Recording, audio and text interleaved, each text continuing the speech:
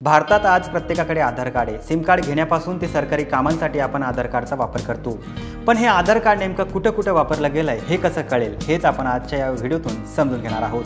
नमस्कार, मी सलमान शेख आणि आपण पाहताय एबीपी माझा।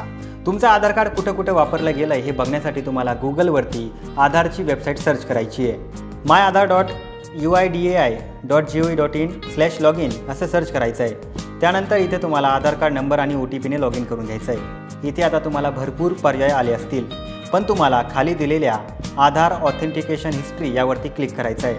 त्यानंतर पुन्हा एक पेज ओपन होईल। इथे तुम्हाला आधार कार्ड नंबर आणि कॅप्चा कोड भरायचा आहे।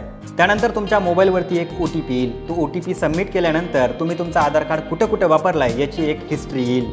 आधार कार्डचा वापर करून अनेक गैरप्रकार देखील घडतात, त्यामुळे तुमचं आधार कार्ड लॉक करणं देखील खूप गरजेचं आहे। त्यासाठी तुम्हाला myAadhar.uidi.gov.in या ऑफिशियल वेबसाईटवरती जायचं आहे। त्यानंतर तुम्हाला खाली स्क्रोल केल्यानंतर lock and unlock Aadhaar card हा ऑप्शन मिळेल आणि अशा पद्धतीने तुम्ही तुमचं आधार कार्ड लॉक देखील करू शकता आणि अनलॉक करण्यासाठी हीच प्रोसेस तुम्हाला फॉलो करावी लागेल।